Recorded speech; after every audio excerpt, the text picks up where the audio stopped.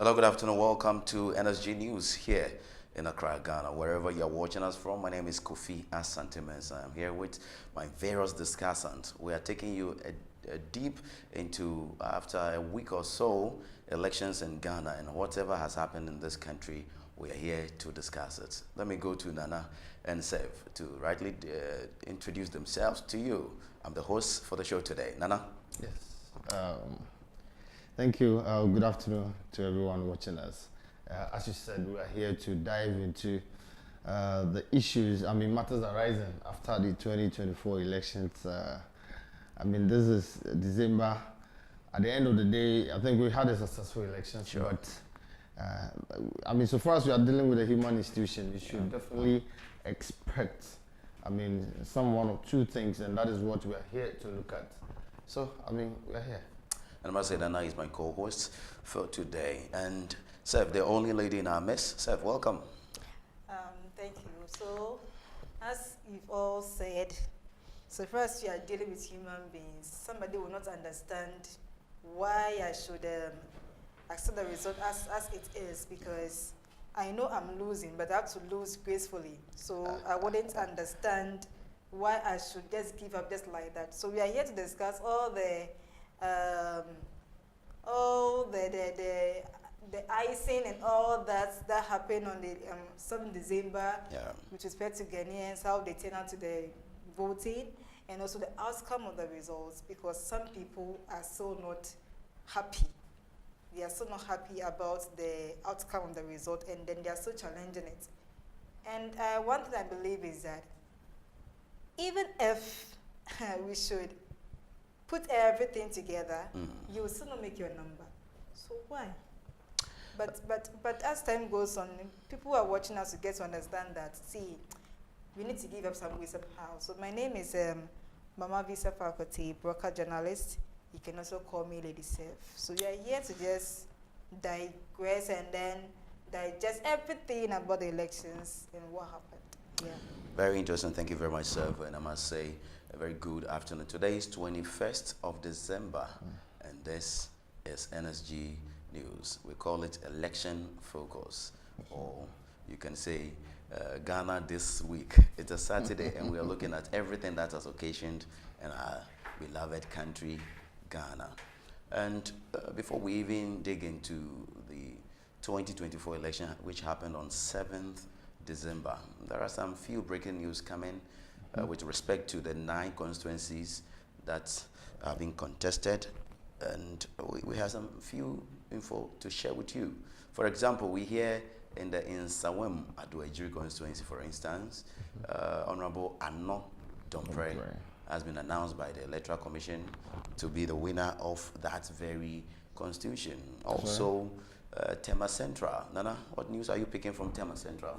As a matter of fact, it's like whatever the should I call them minority now? Yes. The MPP is calling for is what they are really encountering. Actually, they are majority now.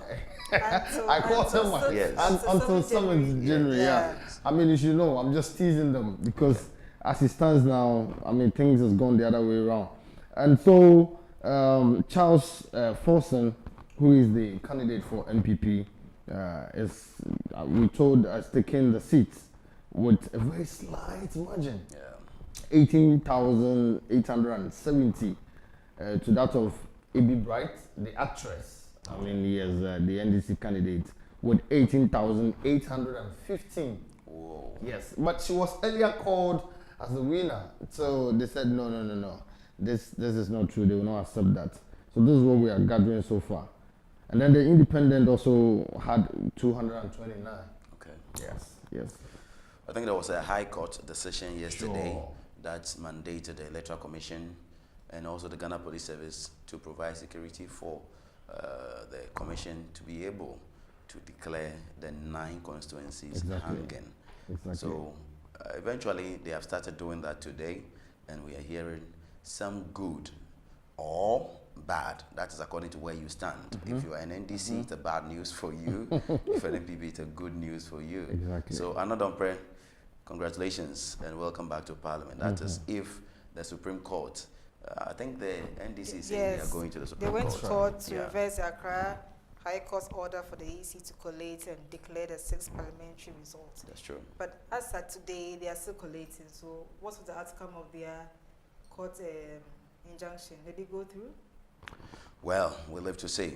So we are picking a breather, just a spot of breather. When we return, we'll dig deep into the 2024 election and disaggregate or disassemble all of them for you to know region by region who won what and the numbers, how they look like. Please stay with us. These are our most important assets. Ghana is more important than our individual political ambitions, and we must always put Ghana first. While this was not our desired outcome, I say this is part of the democratic process. We put our best foot forward in the contest, explaining our policies and programs. However, it is sometimes the case that the voter would have other ideas. I am very proud of the efforts of our campaign team, and I thank them very much. I assure His Excellency John Dramani Mahama of my full support in the transition process. As committed Democrats, we pledge to ensure that we have a very smooth transition so that the business of government will continue seamlessly. The MPP would offer the needed support to the new government in a very responsible way. Ghanaians at home and abroad have been sitting on tenterhooks awaiting the outcome of the election. Let me say that the data from our own internal collation of the election results indicate that former President, His Excellency John Dramani Mahama, has won the presidential election decisively. The NDC has also won the parliamentary election, even though we await final collation for a number of seats. However, I believe ultimately that these will not change the overall outcome. See John Dramani Mahama to congratulate him as President-elect of the Republic of Ghana. I said during the signing of the Peace Pact that I was sure of two things. Ghana will win and peace will reign. The people of Ghana have spoken. The people have voted for change at this time, and we respect that decision with all humility. I thank God Almighty for how far He has brought me, and I submit to His will. I am making this concession speech before the official announcement by the Electoral Commission to avoid further tension and preserve the peace of our country. It is important that the world investor community continues to believe in the peaceful and democratic character of Ghana. These are our most important assets. Ghana is more important than our individual political ambitions, and we must always put Ghana first. While this was not our desired outcome, I say this is part of the democratic process. We put our best foot forward in the contest, explaining our policies and programs. However, it is sometimes the case that the voter would have other ideas. I am very proud of the efforts of our campaign team, and I thank them very much.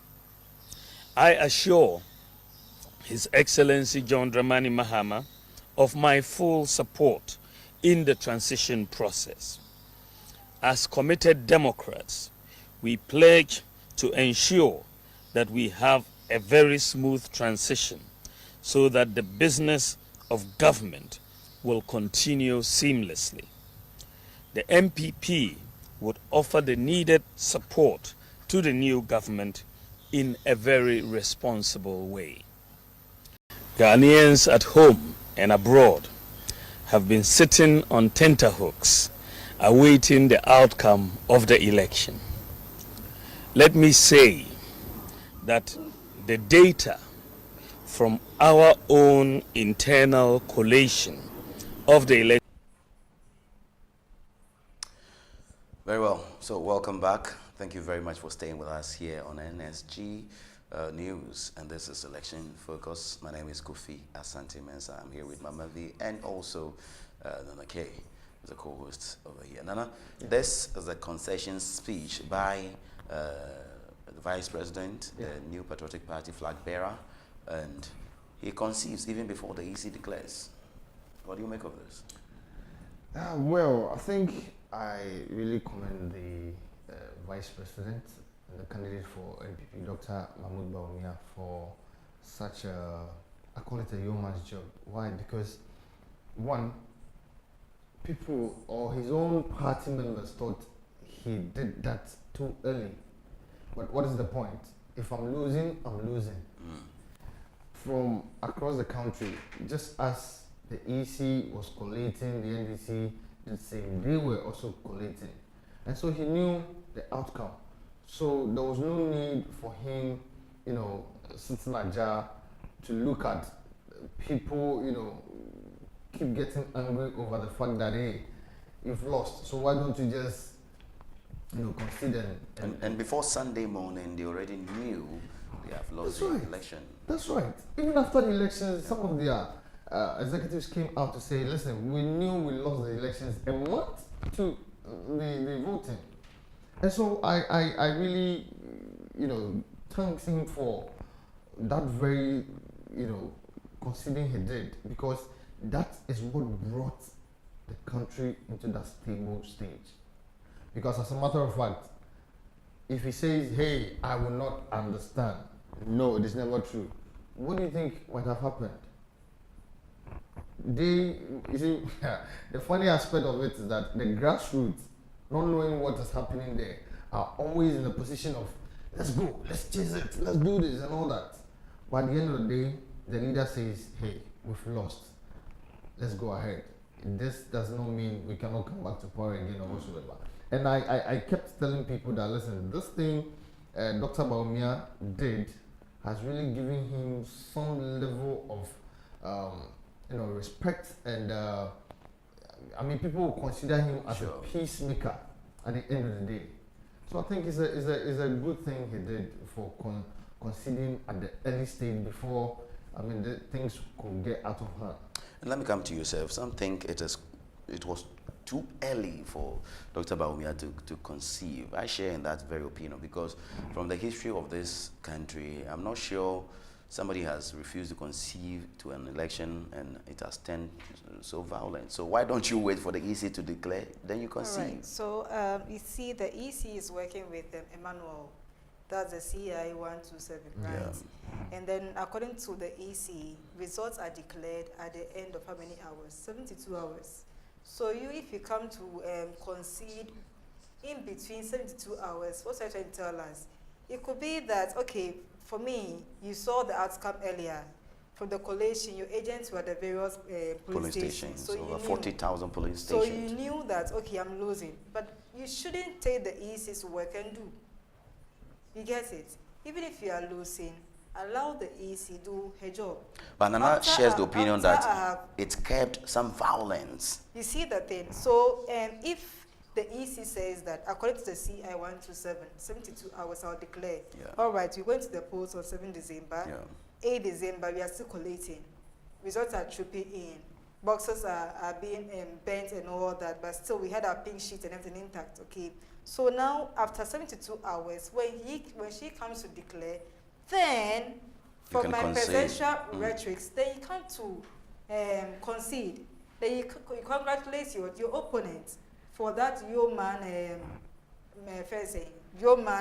win. Okay. You get it? But if in between that period they come to concede, hey, Madam, you are losing, but Charlie, let the system work. In as much as he wants to tout himself as a peacemaker, he wants to decrease the violence and all that, he came too early. And I'm part of the Ghanaians that share that sentiment that he should have waited for the EC to do her job, then he come to consider, as it happened in 2020, when after everything, Mama saw that he was winning, at some point it will come. But at the end of the day, when EC declared the results, then he came on to concede beautifully. So Dr. Maudima Omia should have waited for the EC to do her job, then he comes out to But don't you think it's all about having a nation interest at heart, looking at how security-wise, the youth, so many people were poised, especially the youth, were poised to protect. Kofi, do you also realize that after he had conceded, collation went down? Did you make that observation? Okay. People were like, okay, so the man has already come to concede, so what's the point of me collating again? So people were now, like the whole system had cooled down. So I even went to my Facebook page and I was like, can we stop this concession and then focus on the collation? Because we want the majority, we want the numbers for a better analysis. That's the parliamentary. Presidential, we know. What about the parliamentary?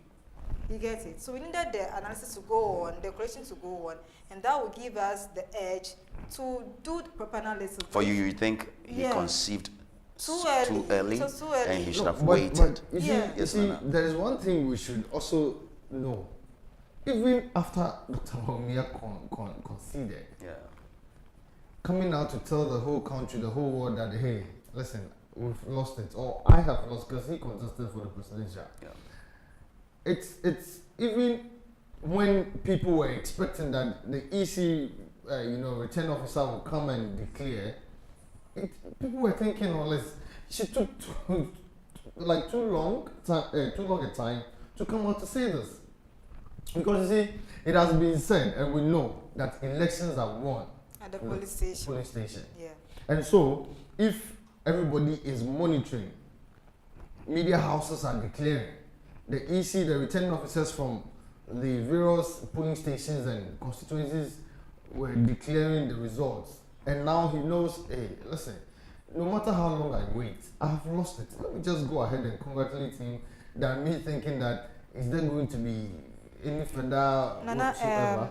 And so, excuse me, looking at it, I don't see anything wrong with that, because even then, the EC returning officer still took time before announcing this, and that was even bringing attention at the point in time. Yes, if I've won, I've won. If I've lost, I've lost. So what is the point of waiting till when? What difference would that make? And sir, what does it say about our commission's capabilities to be able to collate all the polling stations, over 40,000 polling stations, and declaring, because Dr. Bahumia, like an MPP, were able to collate, NDC was able to collate and got to know the results far before the concession even came. But we waited and waited and waited for EC till I think Monday or so before they came up. I'm talking about how an institution like the Electoral Commission could expedite their collation systems to be able to even do that within 24 hours or even less. From my monitoring, I am, somebody might think I'm being biased, but that's what I pick my monitoring from. You realize that all the various political parties had their strong rooms in monitoring the results. And of course, the president-elect was not an exception. He was also monitoring from his own strong room. And he could feel how the results was going. But looking at EC, from polling station, about 40,000 plus, then we go to the constituency level, we come to the regional level, then the national level. That's what is taking the 72 hours. But let's compare this to the US elections. You realize that they had a system.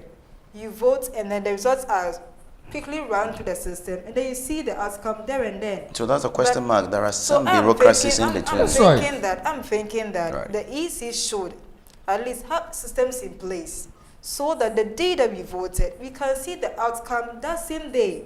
So that if they should build, they should contact these IT personnel to give us that kind of electoral system or a software or something like that, so that the moment you vote, then the results are collected that same day from the polling station to the national level, without passing through the constituency to the regional, and then ballot papers getting missing and pink sheets and all those and the rig and all that. So if we can take it from the polling station level all the way down to national on that same I must say, day. previously it was from the polling station to the national strong room. Yeah. Then she came to create that regional, if you Just like. because of transparency. Yes. To what extent? And this is what we are seeing.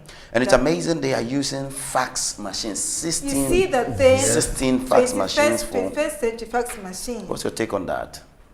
We even planned to do a report on that. I was like, 21st century fax machine. Easy should wake up. You know, we have to protect the integrity of these results. And I think fax is good. Nobody can hack into it. What do you think? The same applies to, in as much we want to use a fax machine, at least we should upgrade it. There are other technologies that we can also use to protect. They did the fax with emails. So you email, you fax it. All right, that's fine. But me, what I think is that she coming to create those in-between offices from the polling station to the national level, that in-between offices the original also one. create a lot of tension and all that.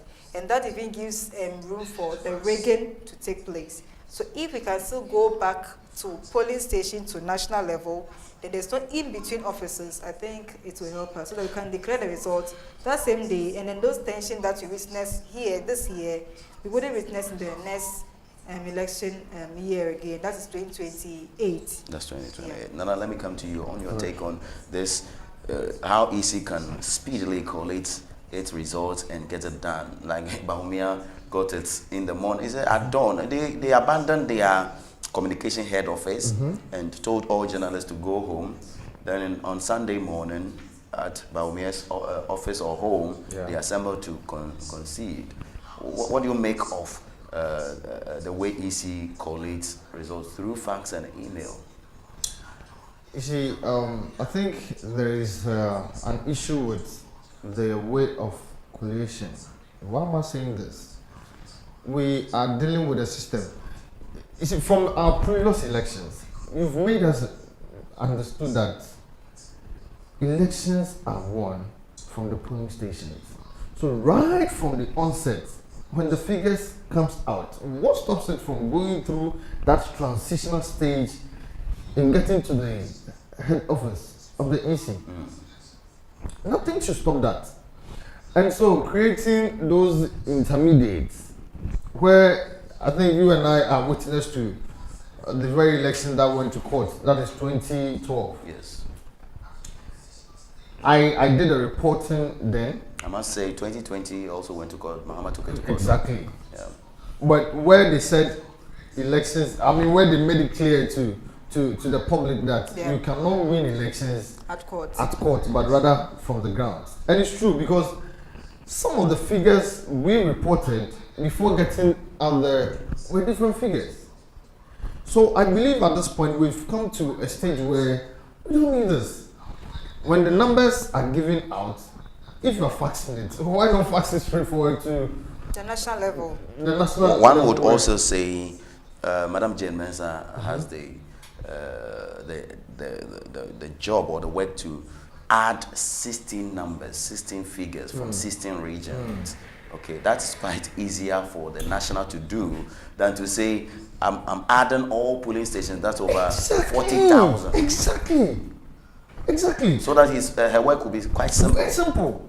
Very simple. But you see, I don't like it when people say there is some kind of political gimmicks in there because I heard someone saying, oh, that's all no cry there. NPP now and then the minds, no, or person may be not NPP. No, we are not talking of the interest of the NPP, but the Ghanaian.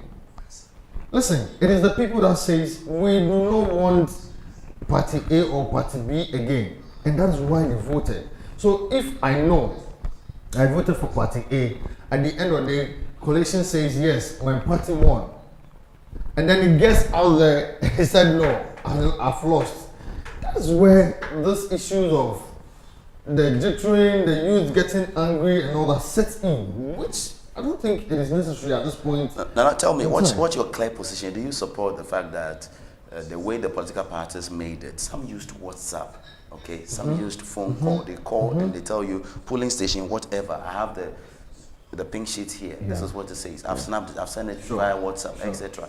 That is why NDC and MPP were able to gather all the results and came up. You know, Sami Jemfi, on the night of the election, even came up to underscore the fact that they have won several seats in Parliament and they have won the presidency. Before Dr. Bawumia also in the morning of Sunday came up to say he concedes. Okay. So what is preventing the Electoral Commission to pursue same like the political parties? So that is where then I will come to understand the fact that people are saying, maybe the EC might have some level of interest in there.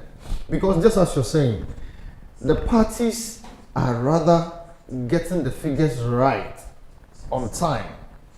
And then you, the institution that is supposed to do that, is rather saying, no, I have challenges here, I have challenges there. Meanwhile, you, the same EC came out to let Ghanaians understand that, listen, my system, everything for these elections are just on point.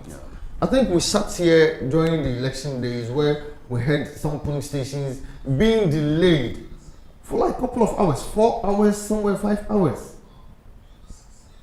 I mean, to what extent do we have to face such situations at this point? So my point is that the EC should look at their way of collating. If they need to, sit with the parties and understand that, listen, this is our system.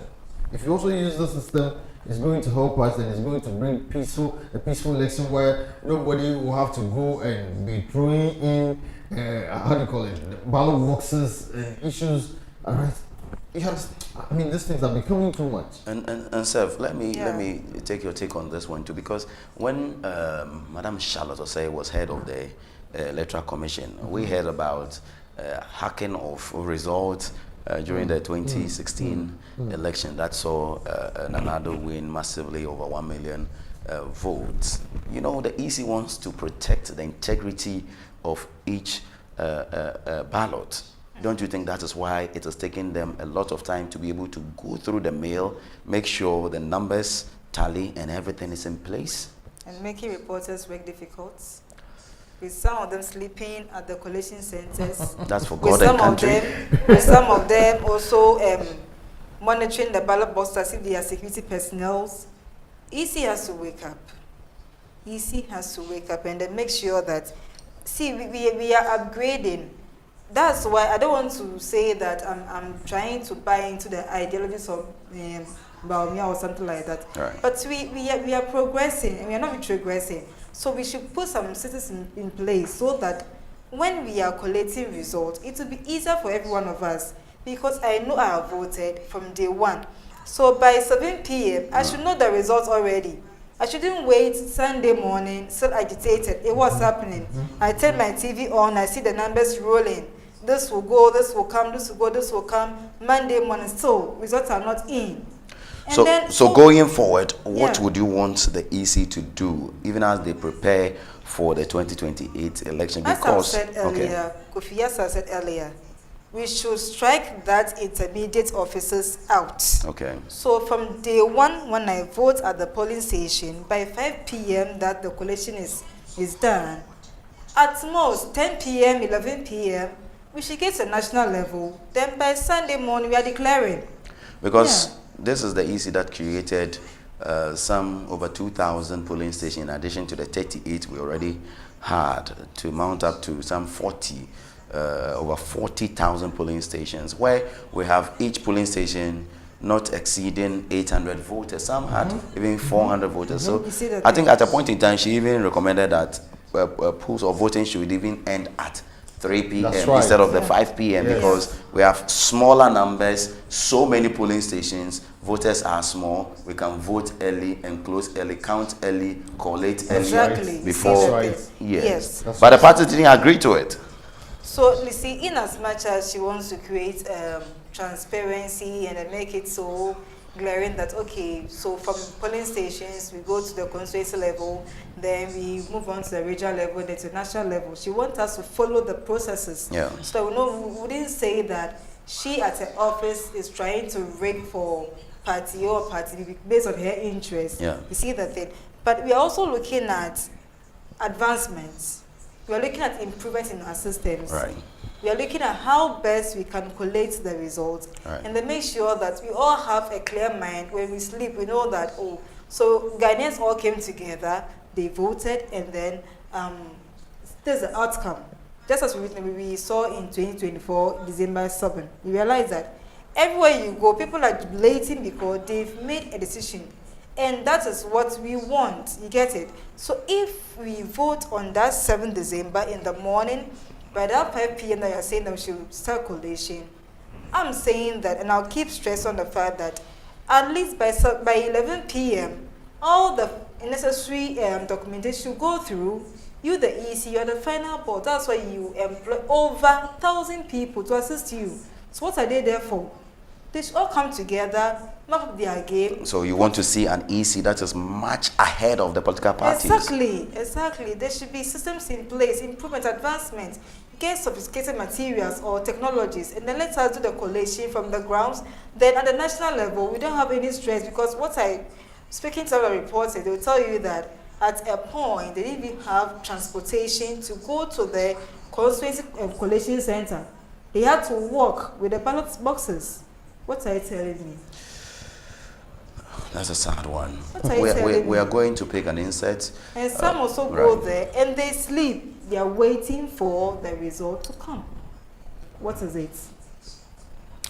That's quite sad. We are going to pick an insert where His Excellency, former President John Dramani Mahama, the President-elect, also shared some few words by way of his acceptance speech. Even before that, I think we should pick the Electoral Commissioner, Mrs. Jane Mensah Adokwe, making the frantic announcement and saying at the end of her presentation that it is finished.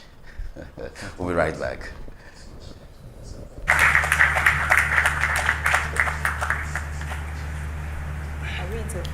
A good evening to all of you, our distinguished guests. To God be all the glory, great things he has done, and greater things he will do. We thank the good Lord for making it possible for us to witness this day. Ladies and gentlemen, it has been 48 hours since the close of polls on Saturday, the 7th of December, 2024. The voters of Ghana have spoken. They have expressed their choice at the polls, and that choice will today be upheld by the Electoral Commission of Ghana. As a commission, we have fulfilled our vowed aspiration to imbibe transparency, accountability, inclusiveness, and responsiveness at the heart of all our operations. And I can confidently say that with the help of God, we have fulfilled these aspirations and the expectations of the citizenry. We have conducted elections that are credible, fair, transparent, and peaceful. Elections that have ensured that the will of the people as expressed at the polls. The elections that have guaranteed that every vote counts. As a country, we take pride in the fact that our electoral processes, initiated since 1992, uphold and guarantee the voter's choice. We take pride in the fact that the voter's choice, as expressed at the polls, is sacrosanct. Ladies and gentlemen, the last 4 years have been spent in injecting and infusing 4 key elements into every aspect of our work. And those elements are transparency, accountability, responsiveness, and inclusiveness. As such, we started the year poised and ready to conduct credible elections. We were conscious that elections were an event and not a process. This resolve led us to undertake several transformational decisions, including the reprinting, re-exhibiting of the Provisional Voters Register for the first time in our history, when concerns were raised about its credibility, as well as opening up the IPAC meetings to the citizenry by allowing the live coverage of all IPAC meetings. Indeed, the decisions to re-exhibit the Provisional Voters Register to allow a further review by political parties and the citizenry, as well as the demystification of the IPAC meeting, has helped diffuse the tensions that were brewing around the Provisional Voters Register. Ultimately, those 2 decisions restored the confidence of the citizens in the Voters Register and cemented Ghana's peace. Again, in the spirit of responsiveness, when complaints were made about the 50 persons charged voters for the verification of their registration details online, the Commission waived the fee and allowed voters to verify their details at no cost. In line with our determination to ensure the credibility of the 2024 election, when the Commission received information of the leak of a single defaced ballot paper, the Commission acted swiftly and destroyed ballots for both Western and Eastern regions. This bold determination and this bold decision was based on our determination to uphold the integrity of the election at all costs. In less than 1 week, the Commission printed new ballot papers for both regions and went on to successfully hold the special voting 2 days ahead of the main election. As a Commission, our singular message to our teams at all levels has been clear.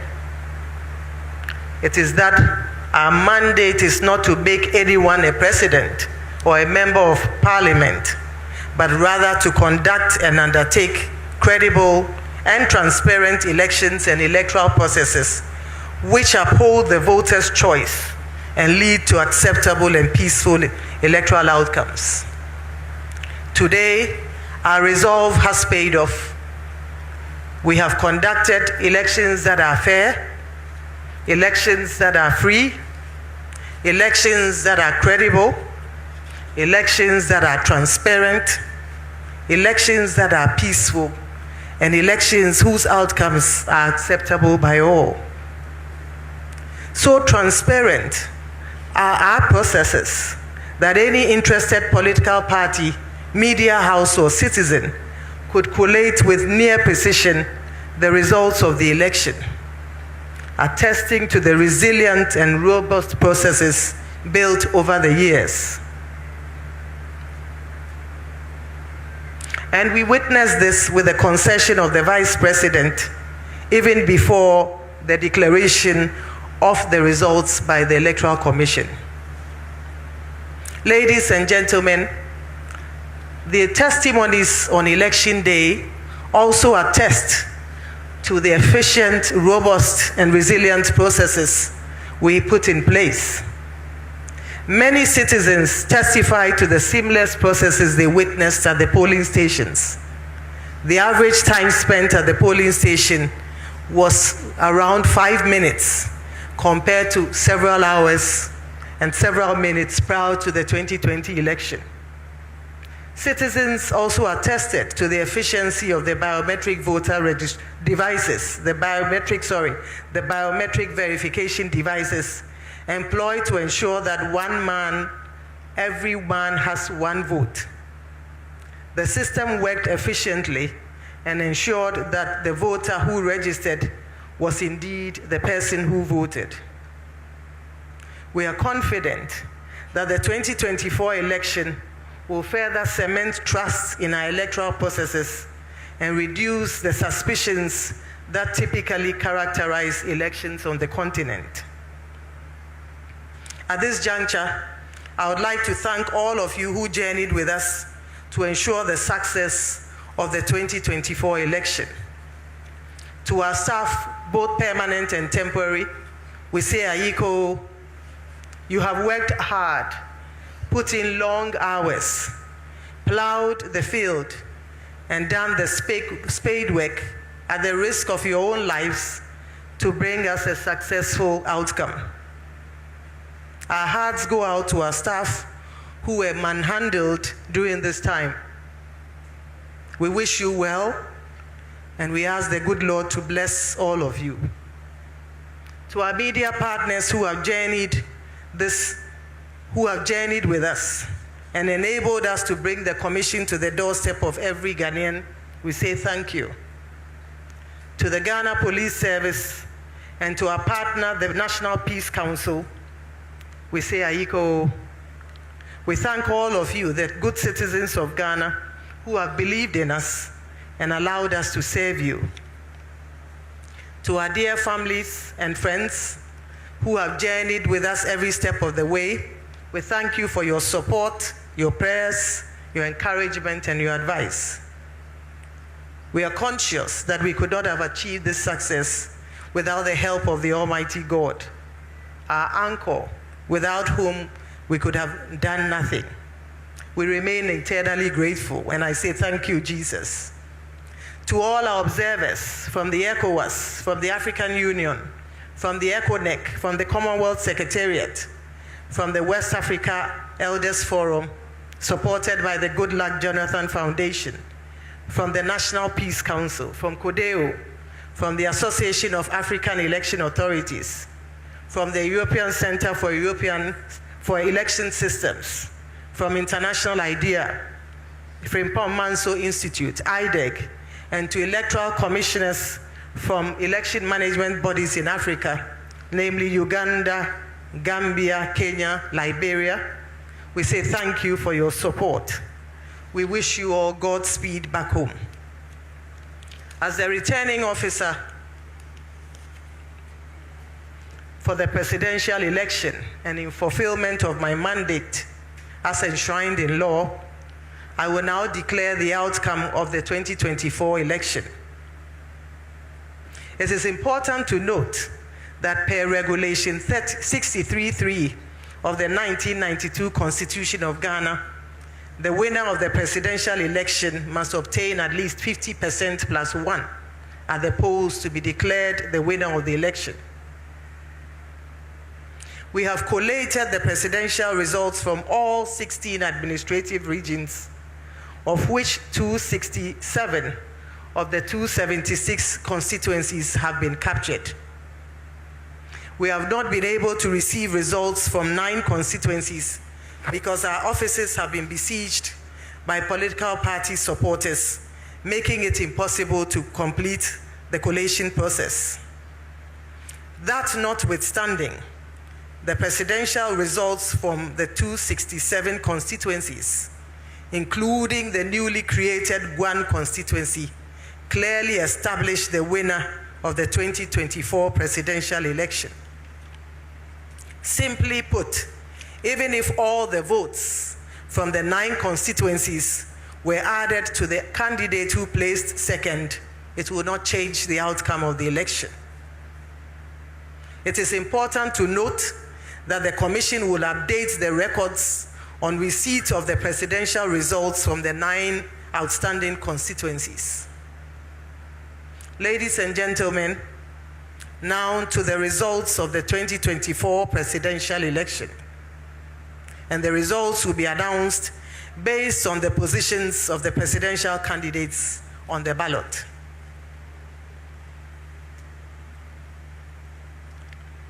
Mahamadou Bawumia of the NPP obtained 4,657,304, being 41.61%. Daniel Augustus Latte Jr. of the GCPP obtained 16,673, being 0.15%.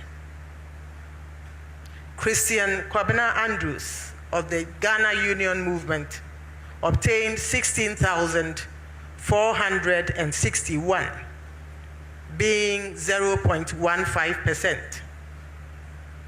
Kofi Apalu of the LPG obtained 5,219, being 0.09%.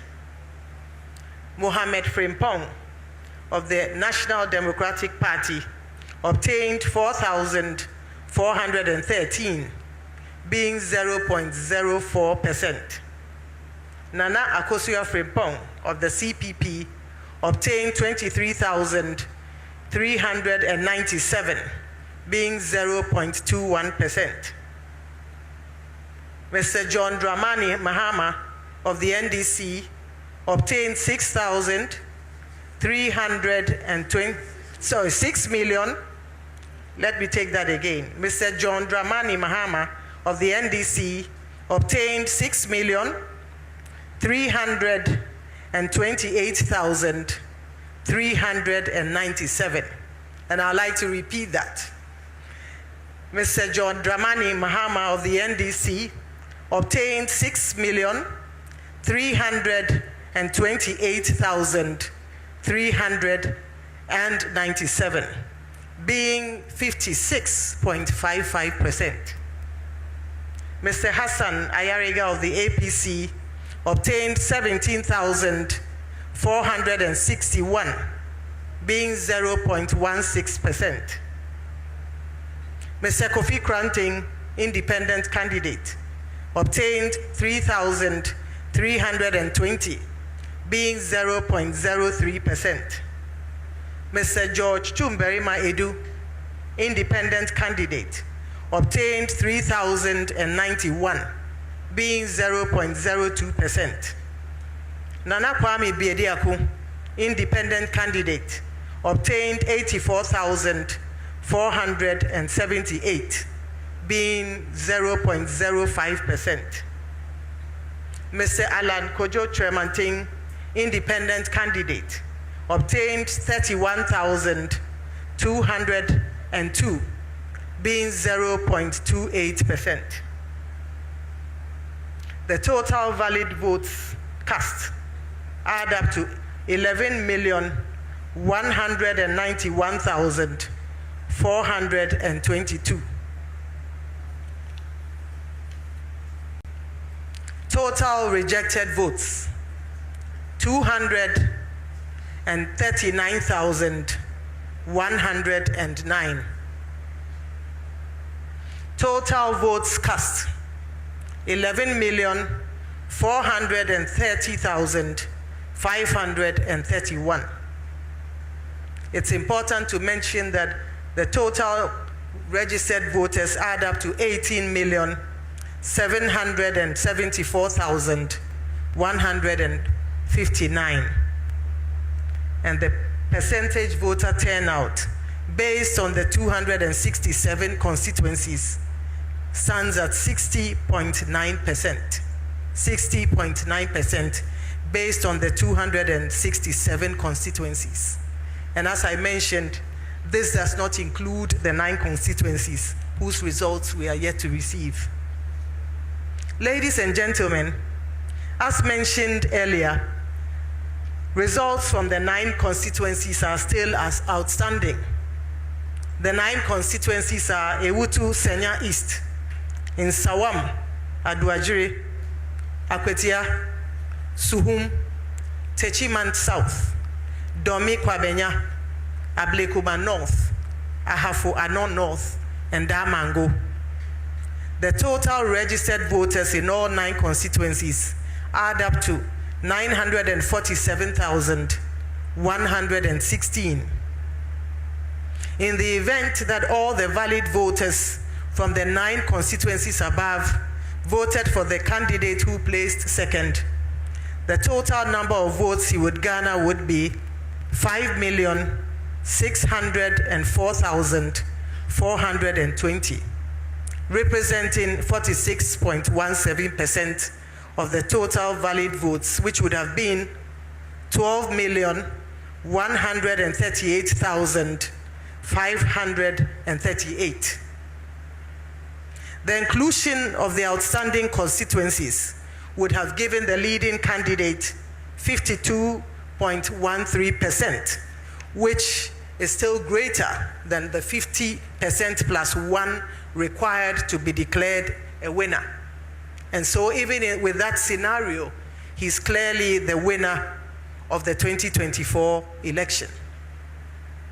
In the light of the above, ladies and gentlemen, I have the singular honor as the returning officer of the 2024 presidential election to declare His Excellency John Dramani Mahama as the winner of the 2024 presidential election and the President-elect of the Republic of Ghana with a total percentage of 56.55%. Congratulations, sir. It is finished. Thank you very much. Right, so congratulations to you, madam. And that's the video, the insert that says it is finished. So let me come to you. Junior Jesus Christ. Yes, Junior Jesus Christ indeed. What's your opinion on this very declaration? At a point in time, John Mahama's results also was repeated twice. I don't know what occasion for the EC chair to announce the result twice. First, she mentioned 6,000, okay, and second, she came up with the 6 million and insisted to repeat it. Okay, what do you make of it? I think what I can gather is that the EC was overwhelmed with the winning majority of the NDC. Though NDC was winning, they didn't see it to be so enormous like that. So at a point, it was like, hey, I'm just trying to speak in her mind. Yeah. Is it the NDC we know? Is NDC winning like this? We know NDC will win automatically or obviously, right? But this kind of win is so massive. Is it Ghanaians who actually voted, or they hired some kind of other entities from other planets to come and then vote?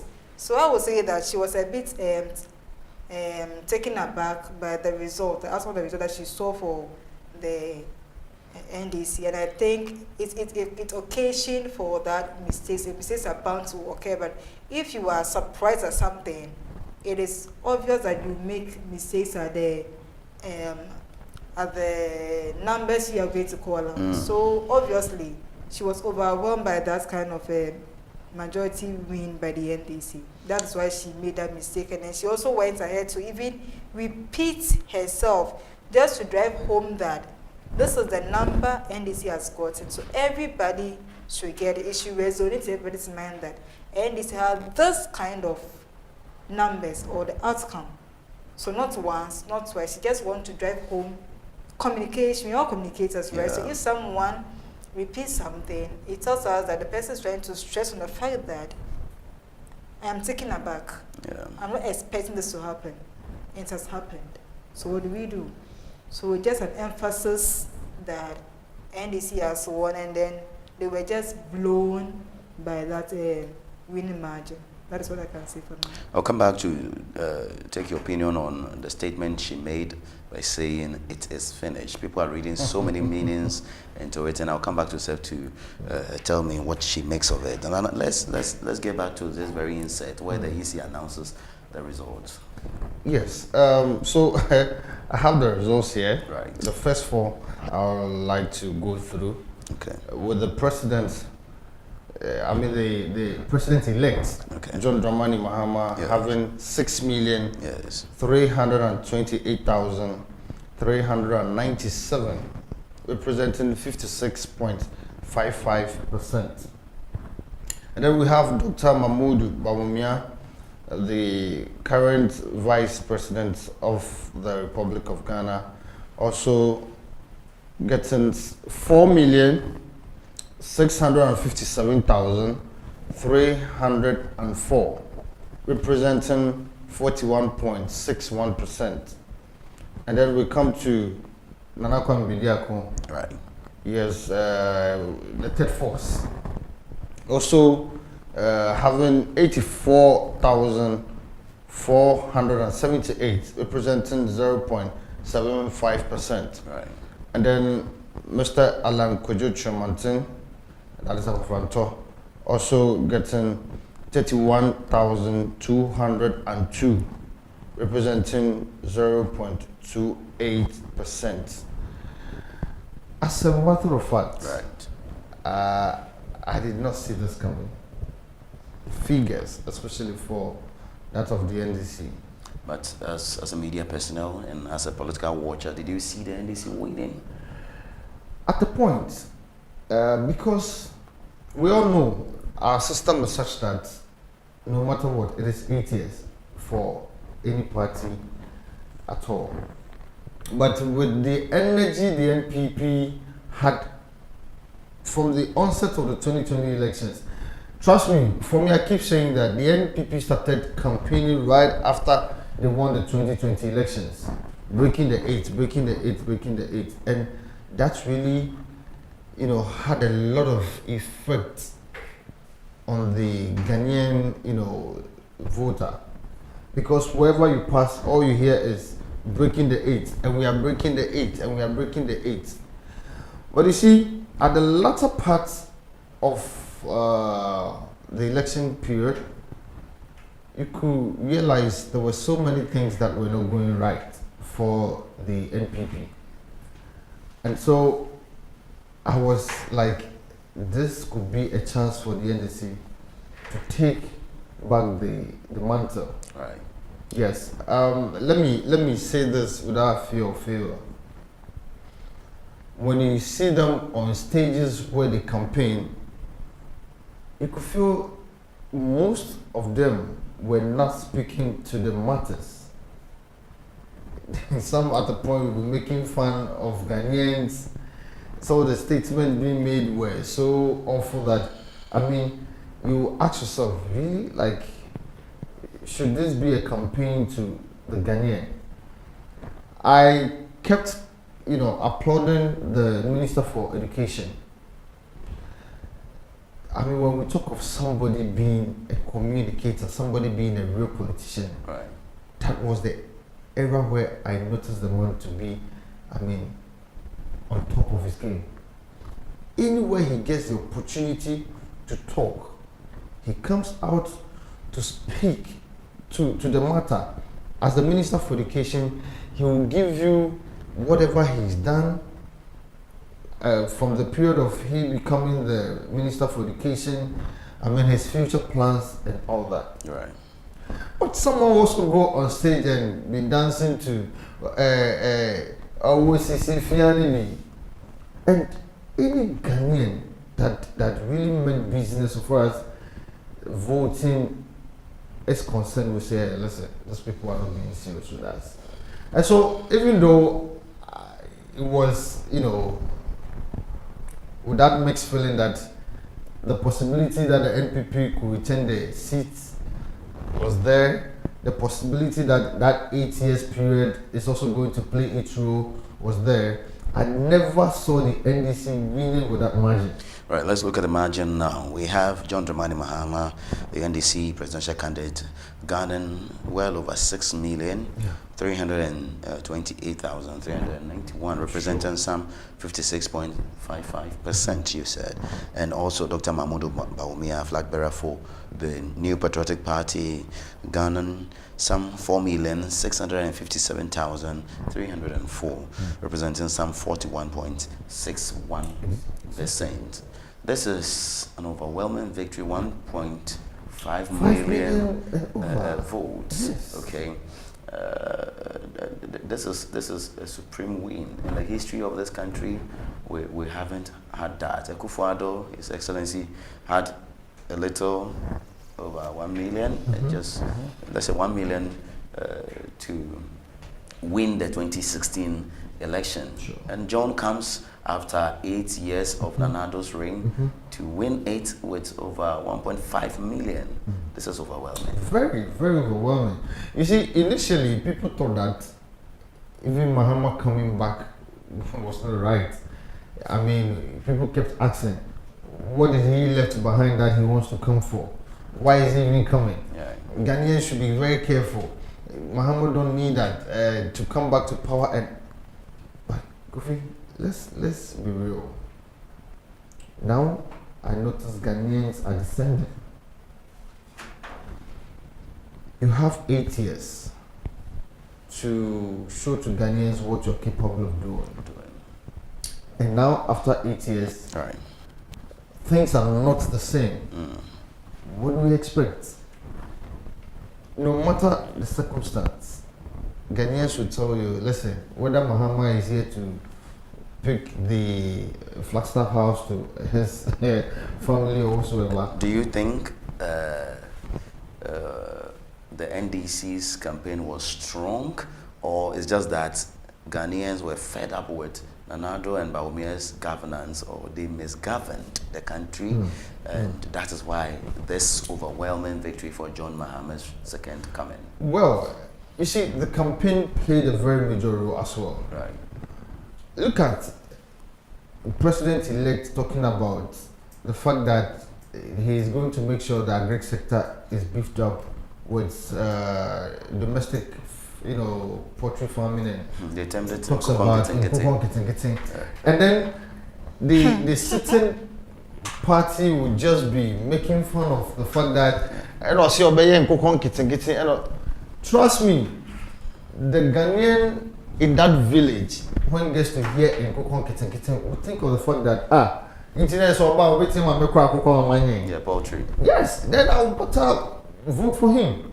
Than you telling me e-gating, whatever. What does he know about e-gating? Just hold your thoughts briefly. Let me come to Sev. Bawumia recently spoke when some few executives paid a courtesy call on him, and he was largely blaming the media that several, or he put us, major media outlets in this country were for the opposition, and they were touting the message of the opposition. As a media person, how did you take this? Before I even come to Jen Menson's, it is finished.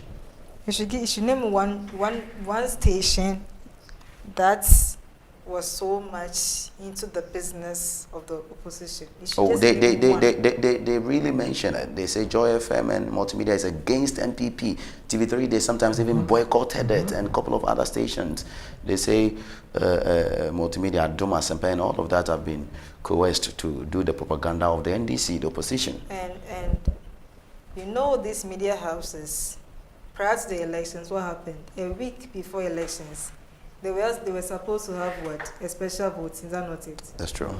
Majority of them didn't even vote. Right. So what's he trying to say? Myself, I didn't vote for special voting. It was on the 7th after I didn't vote myself. Then I went to vote. I sought permission from my superiors. Yes. Then I went to vote when the place was calm. So what is he trying to say? I mean, if you are losing and then you realize that things are not working, don't blame entities for your loss. So the media shouldn't accept this blame. Oh, no. What should we accept it? Because media is supposed to be objective.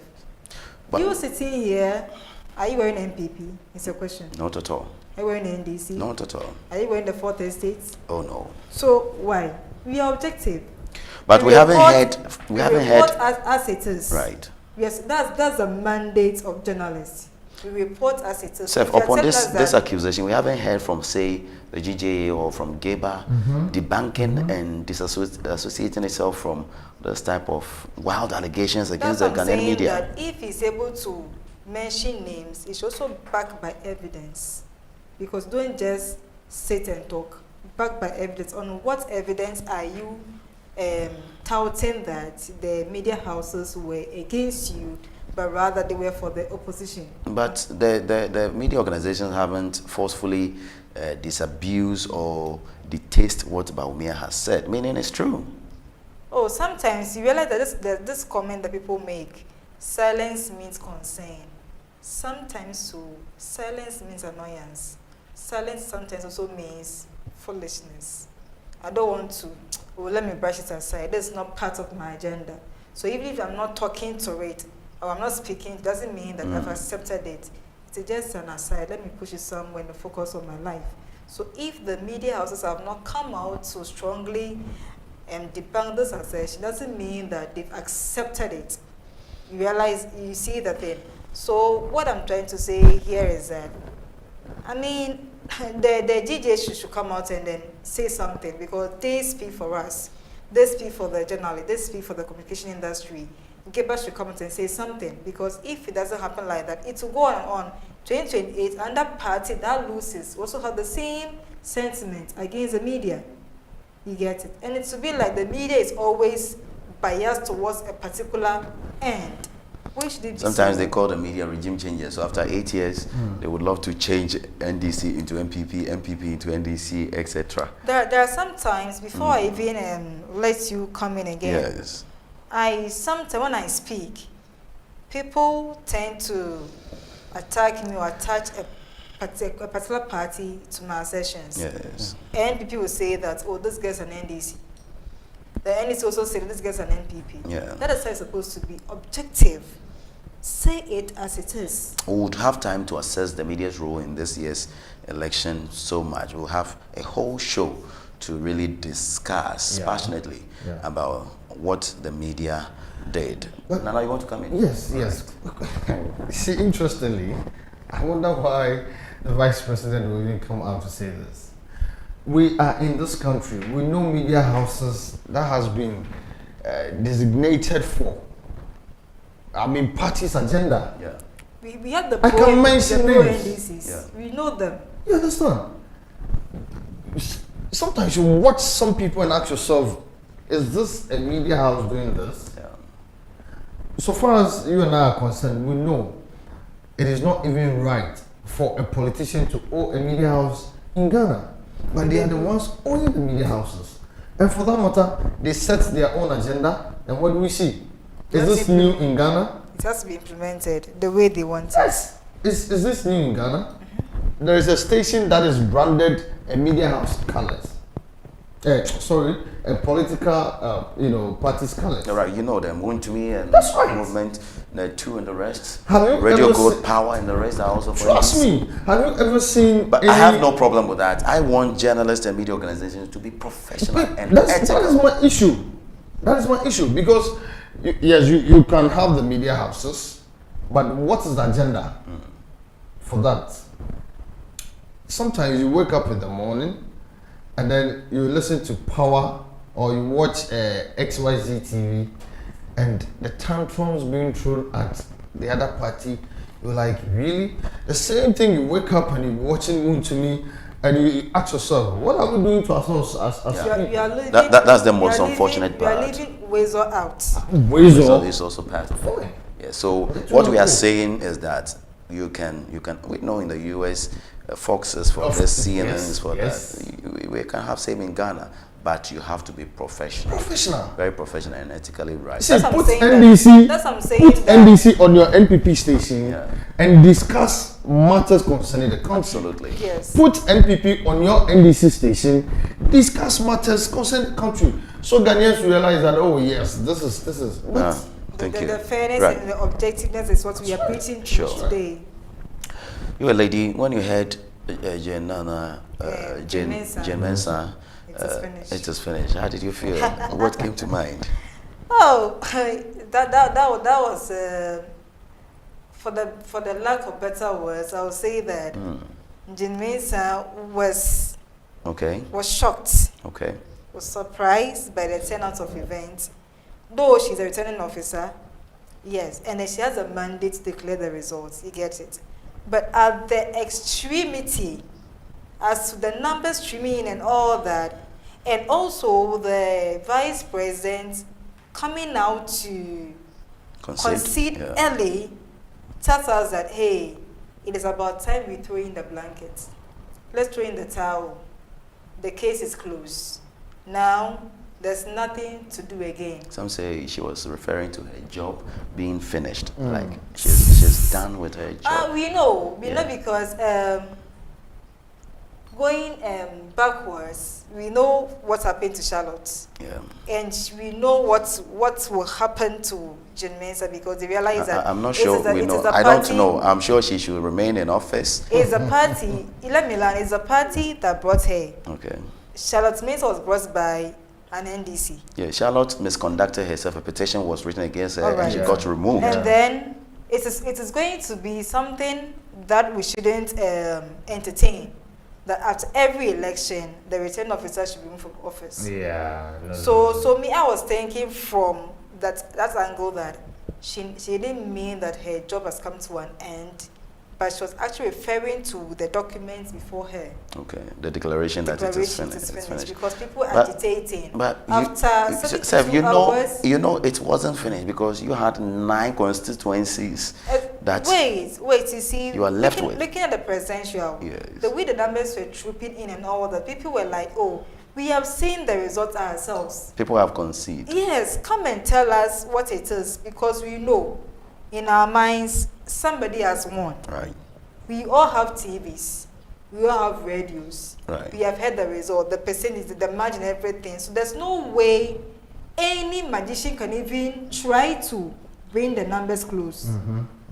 41 against 56. I mean, the difference is... We'll pick our last insert, did I say last, maybe on the president. We want to talk about the parliamentary. Before we go there, we have some messages here that I want to read to our viewers out there. I mean, Ghana Elite watching us says, I disagree with the guest. Dr. Baumia waiting with no possibility of winning. It's not the way.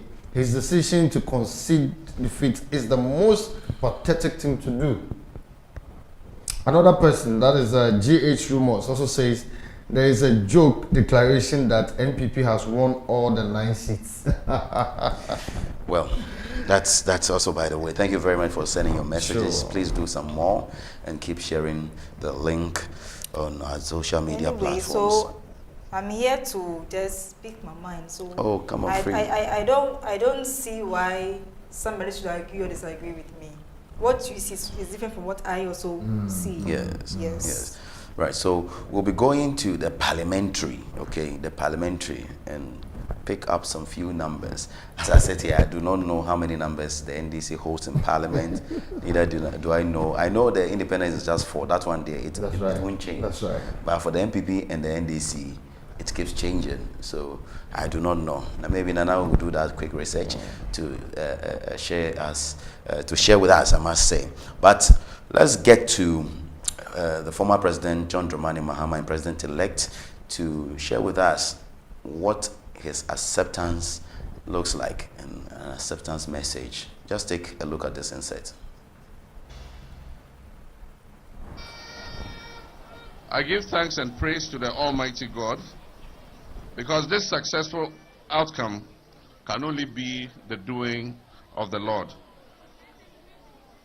I'd like to thank the Vice President, Dr. Mahmoud Baumia, for his statesmanship in conceding the election long before the declaration of the results by the Electoral Commission. This concession largely diffused the tensions that are characteristic of high-stakes elections such as this. I also just received a call from His Excellency the President, Nana Addo Dankwa Akufo-Addo.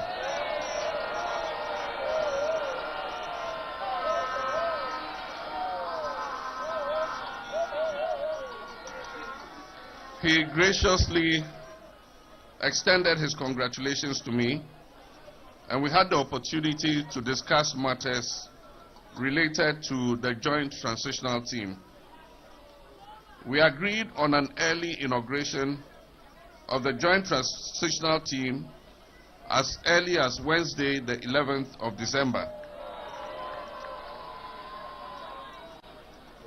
I conveyed my sincerest regards to him and expressed my readiness for us to work together to ensure a smooth transition in the best interest of the Ghanaian people. I give thanks and praise to the Almighty God because this successful outcome can only be the doing of the Lord. I'd like to thank the Vice President, Dr. Mahmoud Baumia, for his statesmanship in conceding the election long before the declaration of the results by the Electoral Commission. This concession largely diffused the tensions that are characteristic of high-stakes elections such as this. I also just received a call from His Excellency the President, Nana Addo Dankwa Akufo-Addo.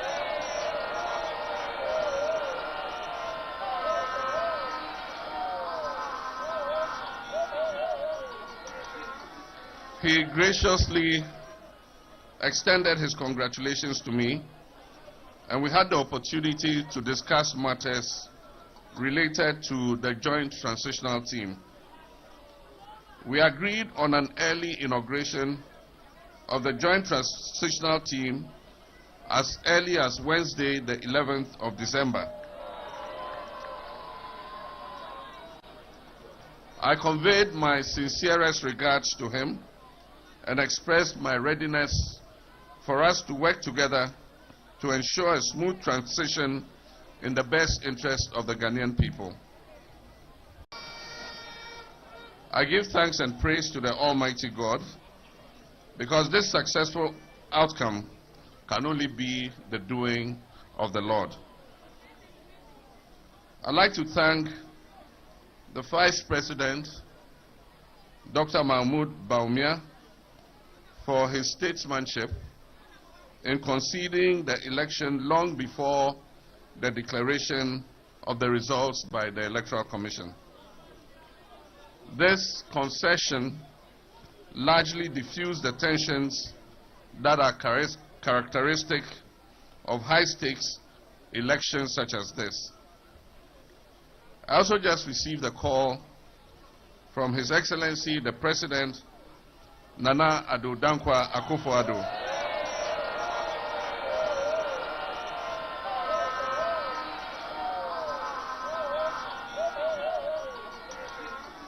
He graciously extended his congratulations to me, and we had the opportunity to discuss matters related to the Joint Transitional Team. We agreed on an early inauguration of the Joint Transitional Team as early as Wednesday, the 11th of December.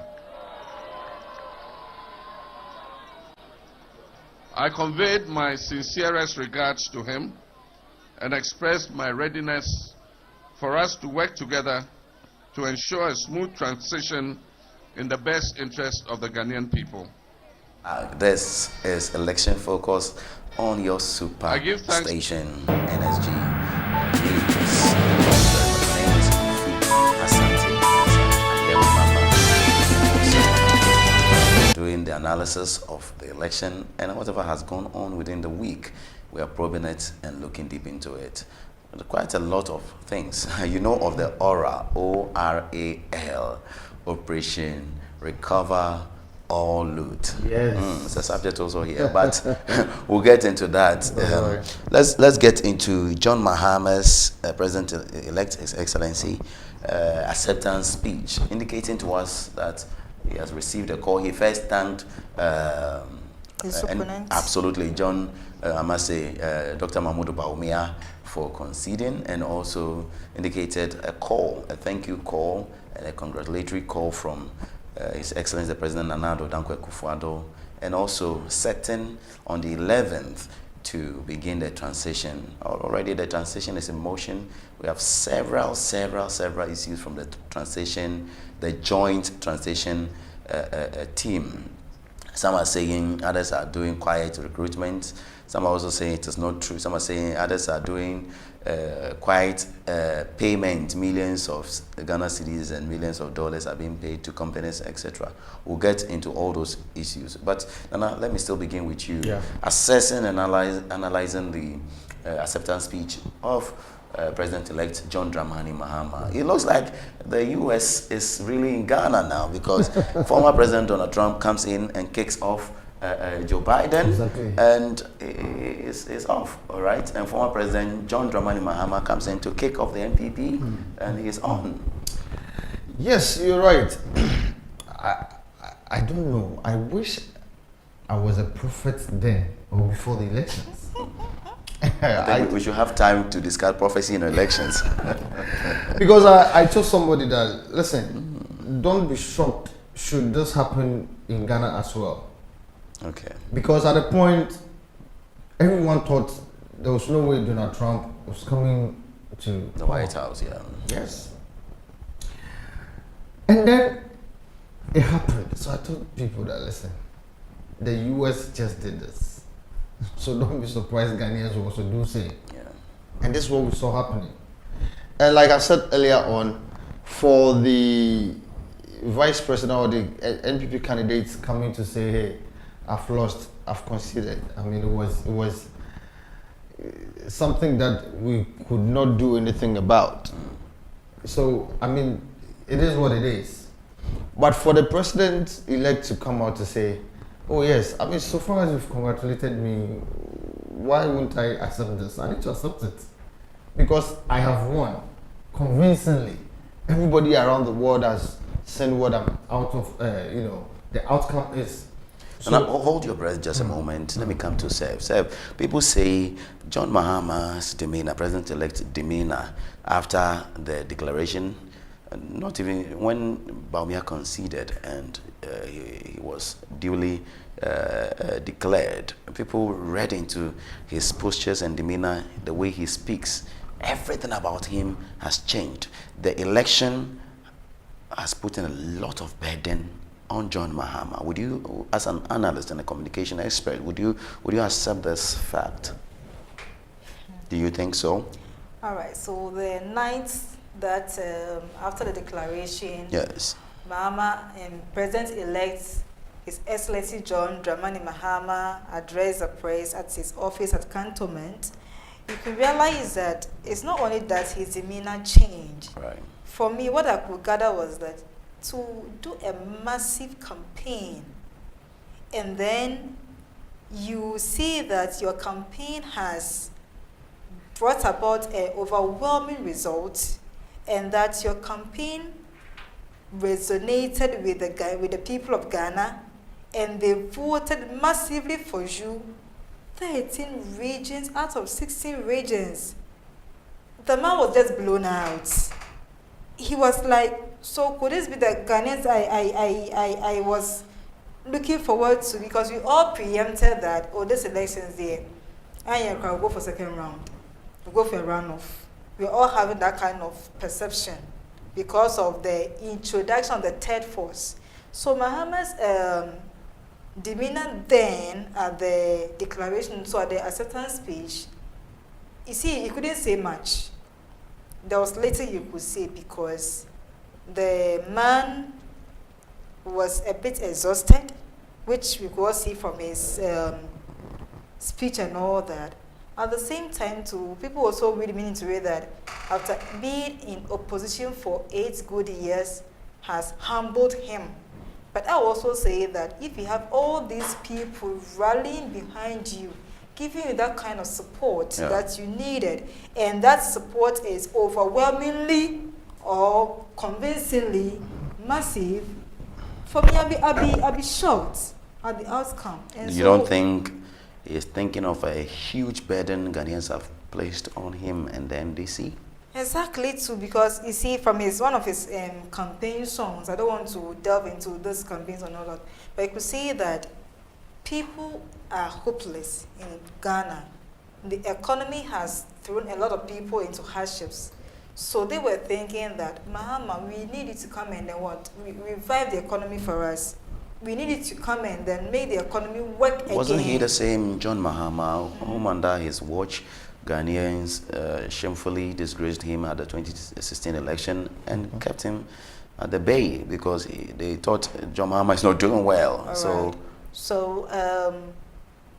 the stone that the people rejected has become the chief cornerstone. The chief cornerstone, yes. 2016, we didn't see his impact. 2020, we didn't see his impact. That's Ghanaians for you. They didn't see much of his works. Some were touting with all kinds of names and all that. I don't want to delve into that thing. Yes. But you see, after allowing another person come to sit in that same seat, that you were thinking that somebody is not doing well, and we believe that this person can do much better, and the person comes to fail us totally. It's like, let me go back to my ex. After all, but some people think Ghanaians are quite mischievous because when John was there, they felt John wasn't doing well. They kept him off, brought Nana, and now they are saying Nana is worse. Nana is not good. That's what I'm saying. That now they appreciate the fact that. Don't you think in the next 8 years, 2032's election, people will say, "Oh God, we should have kept Nana," or if Nana should have. If not the constitution is could contest, he may even come back from. People are insatiable. You can't satisfy all of them. The people that are saying that crucify him, they were the same people who were saying that word. Jesus Christ. Yeah. Is that not it? They were with true. him massively, supporting him and everything. Yes. But when it came for them to condemn him, they also rallied behind that. Condemn him because he has done something what? Sacrilegious, is that not it? Yeah. Yes, so if you are saying that, we all saw the governance of Mama in 2012. Yeah. We all saw it. You see the good in it, some will see the bad in it. We gave another person 8 years to come and taste that same soup, and rather they came to make it salty. Now I want to go back to that tasteless soup that we ate earlier on, you see. So Ghanaians, we are like that. We always want to compare and contrast. Okay, so this person came, and that person has come. Now, what's the outcome now? Are you getting it? So we are like that. So we will never be satisfied. We are insatiable, no matter what. We are getting to speak with Professor Kofi Amache Boateng, who is a senior political science lecturer at the KNUST in Kumasi, to help us further expatiate and probe all these issues with us here on NSG Election Focus, looking at post-election results. Nana, you have something to add? Yes, now we're looking at the figures in Parliament with the seats. Yes, let's look at them. So as it stands now, out of the 276 seats we have in Parliament, initially it was 275. Yes. And then the South one constituency was established. Also came into, so making it 276. As it stands now, the NDC have 185 seats as the majority. Right. And then the NPP, until today's recollection, had 84. Okay. Yes. And then 4 independents.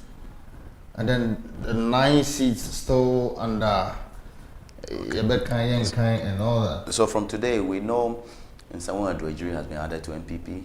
Obuasi East and Tema Central. So, and I'm told Ablekuma, that is Baba Sadiq's constituency. Central, so. I think, has also been given to. So, for example, it's left with 9 constituencies. Yeah. Add all the 9 to the 84. So, yes, that would be 90 something. Yeah? Yeah, 90, 93 or 92. Yeah, I think so. So, it's still not 100. 93. Right. It's still not up to 100. Yes, 93. Yeah. So, let's add all the 9 to the 84 they have now, and I mean the NPP, okay, and they would have 93, and still NDC would maintain, or they will reduce? Yeah, they will maintain. So they will maintain the 185. Yeah. Yes. Okay. So out of those 9 constituencies, if the NDC is supposed to contest and then make some wins there, it's going to affect their 185. You get it? But now that you're saying that, even if we add the 9 to the 84, it still doesn't make 100. Yeah. You see that thing? Sure. So I don't see the back and forth of this whole thing. One person should just give up.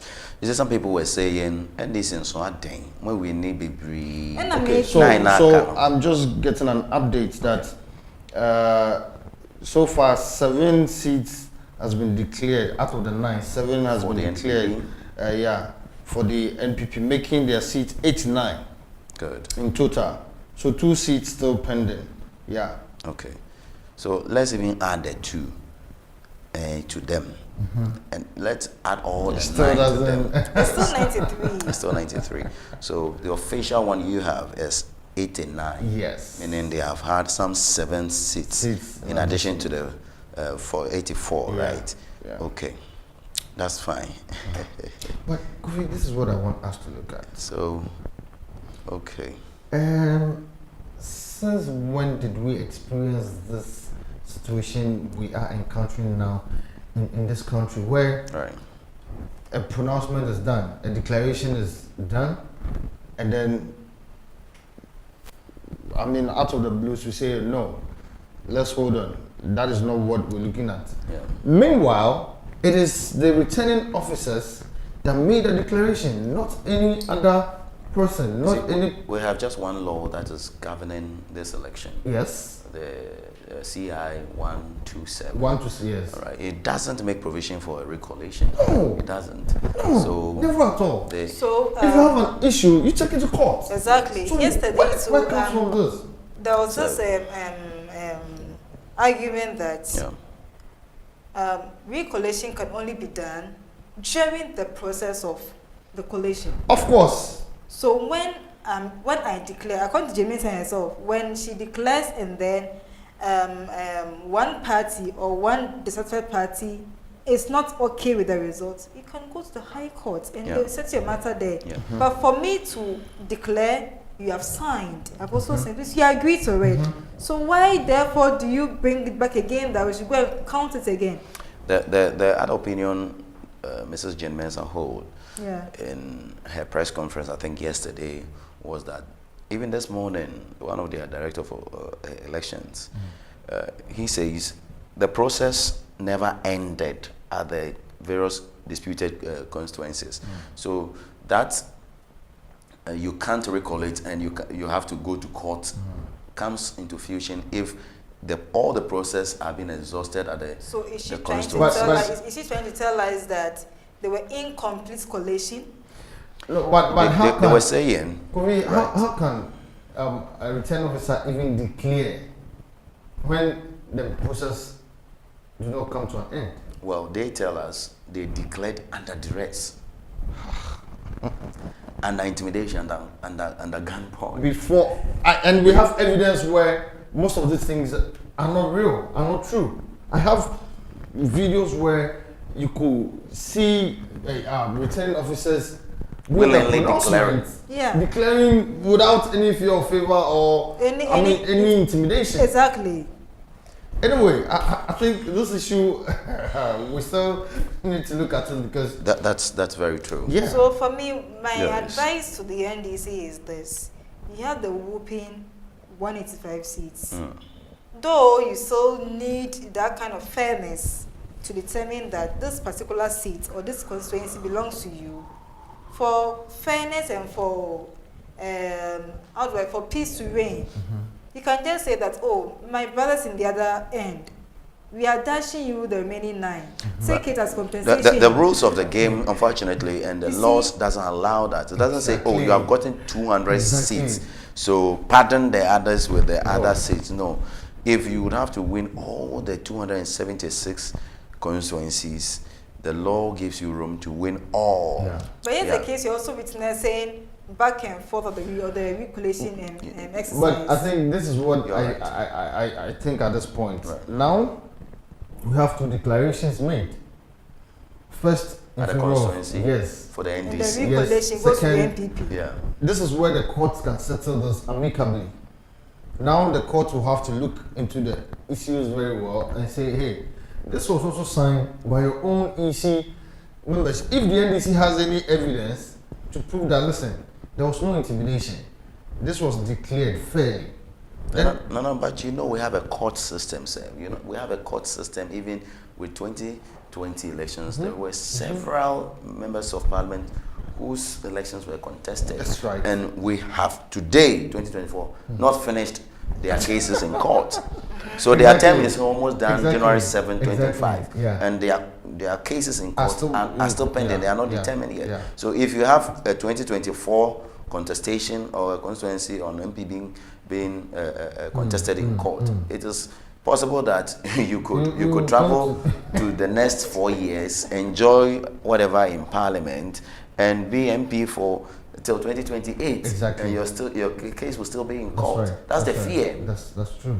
So I see that the declared for NDC at the constituency collated results, for example, Baba Sadiq, and the declared for NPP at the recollation at the regional headquarters, Greater Accra regional headquarters, and for an NPP person, the two of them will go to Parliament as representing the same constituency.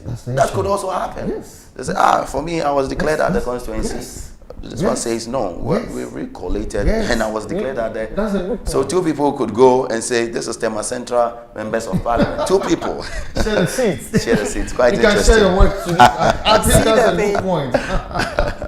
Yes, that's true. Distinguished ladies and gentlemen, we are gradually coming to the end of our analysis here at NSG News, and this is election focus, looking deeper into what happened in the 2024 election, the voting, the turnout, and what has been the results. And we have almost discussed everything. In about time, we are going to take a breather, just a spot of breather. When we return, we'll sum everything up for you beautifully. I announced the preparatory committee, and I think people are misunderstanding it. We're receiving a lot of information on things that are going wrong, or things, corruption scandals and all that. Some send me texts on my phone, some call me, others pass through other people. We want a focal point where all that evidence is directed, and so that they can assemble that evidence. And once we come into office, Oral is not going to be investigating people. It's going to gather the evidence and pass on that evidence to the government institutions that are supposed to do that kind of work. And so we just want that if people have any information that they think is useful in the fight against corruption, pass it on to this team. That's what the team is about. And they are all doing that service pro bono. They are not expecting any payment. There's no expenditure or budget associated with the task that they are carrying out. And so that's the explanation for it. Yeah. And so I don't think that people should think that it's a witch hunting committee. Yeah. They have no brooms to fly at night. So I can assure people that it's not meant to witch hunt, people.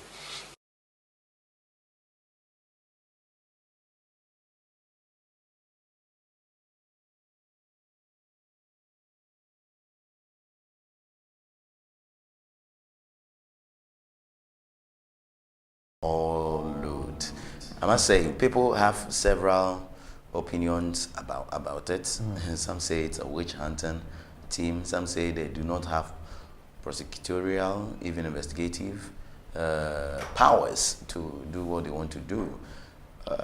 As a matter of fact, Nana, maybe I'll start with you again. Okay. Yeah. Thank you. And so I heard the former Auditor General on one of the media houses talking about this oral thing. What he said, that is Demlevo, made a session that as it stands now, their mandate is to gather, data. Okay. They are not here to investigate or arrest anybody as it stands now. I'm sure you have the names of the composition of the members of the Aura. If you can go through with me. Yes. So we have Samuel Okuchetua Ablakwa as a chairman. We have Martin Pebu. Acha. Acha. And then we have Martin Pebu. Yes, lawyer Martin Pebu. We have retired Daniel police officer Kofi Boache. And then Demlevo. Right. Yes. Right. Yes. And so, as you said, with the witch hunting thing, some way, somehow, somebody will say yes. Why? Because looking at even Raymond Acha, his experience during the era of this certain government, where his company was demolished and became a talk of town and all that. Looking at them level, how he was taken out of office, forcefully taken out of office. you know, yes, in a forceful manner. With Kofi watching, we all know he's a retired police officer who, at a point, people felt he deserved to be the IGP, but because of his political affiliation, he was not given that mandate. And then Okunjato Blackwa, we all know who he is in the NDC. Team investigator. You understand? So somebody will say, oh, with this team there, then it means yes, it's a witch hunting sort of thing. Do you think this team is a capable hands to? Thank you. If you look at the team, I mean, it's a solid team. These are able people, able men who I can say have the country at heart. Because somebody like Demlevo, he has been, if not the best, one of the best auditor generals we had in this country. He doesn't look at, I mean, whether you are party A or party, he's doing his work as it's supposed to be done. Without fear and favor. That's right. If you look at Kofi Wachi, his tenure as a police, look at what he did in the Asante region. Yes, I encountered him when I was in Ashanti region working with the media. Thank you. Yeah. You understand? And so I don't see anything wrong with that. When you look at Raymond Acha, we all know his involvement in government business. Yeah. So one of the finest local and international undercover investigative journalists. That's right. Yeah. You understand? And Okuja Chablaka, we all know how he's been in the system. So they are able and capable of doing their work fairly. Trust me, if per what we are hearing and hearing around is how they are going to do their things, then trust me, I think there's a future for this country. Because initially the chairman, who is Okujato, came out to say that, listen, we are not even going to take any per diem or salary or whatsoever for this. The president-elect just mentioned that it's pro bono. You understand? So these are, I mean, we are in times where, my brother, the politicians need to sacrifice a bit for this country, because we are really going down the drain. How can we revive the economy again? It is by sacrificing certain petty things. You see, corruption can never be taken out of the system outright, but we need to find a way of to reduce it. I'll come back to you even as we wrap up. Sure. Seth, this is the aura. Do you think this gentleman, Martin Gbegbu, who organizes Kufuado's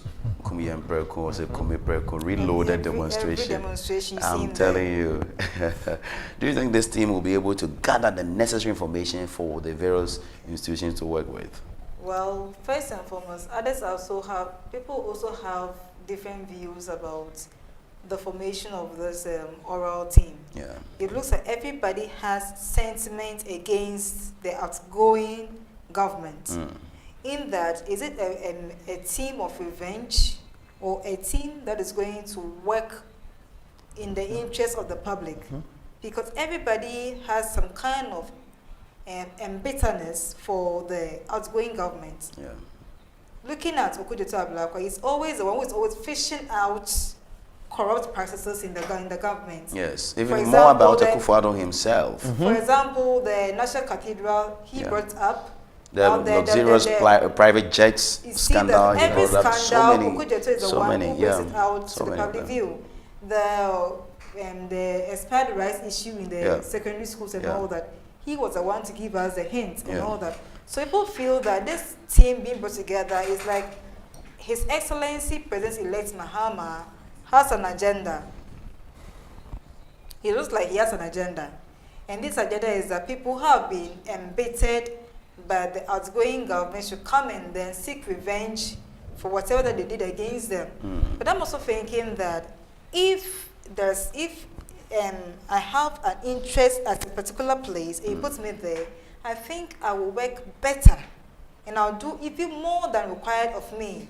Looking at Domilofo, for instance, we all knew how he was taken out of office. Yeah. He says that, okay, I am due for a leave, but I don't want to go for my leave. My leave has been accumulated. I am the one who is working, so why must I present on a leave? You see the thing? Right. So it's like people are also thinking that these guys are just only coming to hunt them for something. Payback time. Others are also thinking that, okay, are they only coming to recover the loot in the outgoing government? What about the scandals that also took place in the Eswell Mahama government? The chairman says you can bring all. Crime does not have any expiry date. See the thing. So they are just forming that team so that they will just investigate into the issues, and then appropriate authorities, the state institutions that have been set up to. So, haven't we seen this before? More because when Kofi was coming, he touted his credentials as no nonsense man, and I'm coming to. I will protect the public base. He said it to OSPs. Absolutely, and he even told us, and I felt in love with that. He's told us he's going to use the ANAS principle to fight corruption. And now we can't even find the ANAS himself, not to even talk about the ANAS's principle. ANAS himself is nowhere to be found, you understand? At a point, so ANAS was touted. Yes. Or being, ANAS's principal investigator, Ahmed Hussein Swale, has been murdered under the tenure of Nana Dankwa Akufo-Addo, you understand? So haven't we seen this before? Do we have to be happy because Ora has come? Oh, Martin Pego, Dom level, blah, blah, blah. Are you sure they can deliver? Because we've seen Akufo-Addo and the OSP and all of those things. Early days yet. Okay. It is early days yet. Let us give them the benefit of the doubt. Right. The fact that two OSPs didn't function in this government doesn't mean that these ones also will do the same thing. Yes. Let us also see the day ahead of them, because the first one resigned and called Akufo-Addo mother serpent of corruption. Exactly. The second one was attempting to resign. He says, "My young konam, So let's see how it goes, because as I said, it is early days yet. We cannot determine what to be the outcome of this oral team. So let us see how best it can. We also realize that if this team can work efficiently, it takes all Ghanaians to rally behind them. If you see something, say something. Right. See, just tell them. A quick one. Yes. But do you notice immediately this oral team came into play? I mean, some individuals, some teams have started, presenting documents already.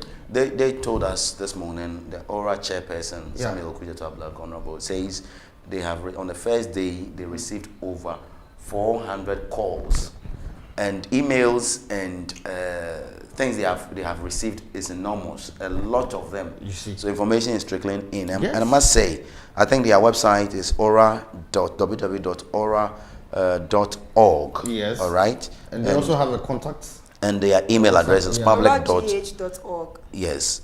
They have public at oragh.org. Okay. You have a toll-free number. Yes, I don't. If you have it, you can share with us. I have it here. Please go ahead. You can call them on toll-free number 0800 900 111, and you can also WhatsApp them on the same number. Okay. That is 0800 900 111. Please, so go ahead. The email. Yes, the email is public at oragh.org. So please do that. Let's wrap up with some violence meted out to some people. We have an election. The CDD's Kodeo reported well over 6 people being killed in 2024 election. Violence, burning of ties, burning of school libraries, burning of stamps, ballot papers. Let's touch a little bit on it before we wrap up. Yeah, so quick one, Kofi. I think we've come of age where things like this need to come to a halt. Yes, that's true. Because, I mean, what is the point of killing someone out of, this election issues? Ballot paper, I voted, you voted. Let's leave the right institution to do their work. I mean, where you see macho men going all around and doing things What's the point? Burning of these school buildings, what do you get out of it?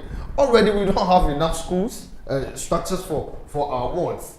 And the few that we have in managing, he said because of your selfish interest, you go and burn the whole school library where they have a computer lab and everything, you burn it into ashes, killing people here and there. In 2020, we had casualties from Polotechima, 8.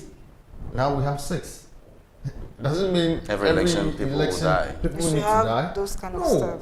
We've come of age where we don't need this. The US went to the polls, it was very successful.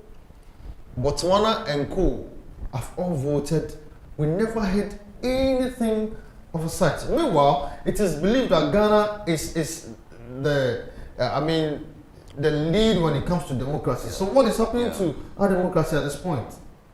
I am pleading with Ghanaians that where we've gotten to, we don't need this. Thank you, Nana. When you go to the polls, vote peacefully, go back home, let the right authorities do their work.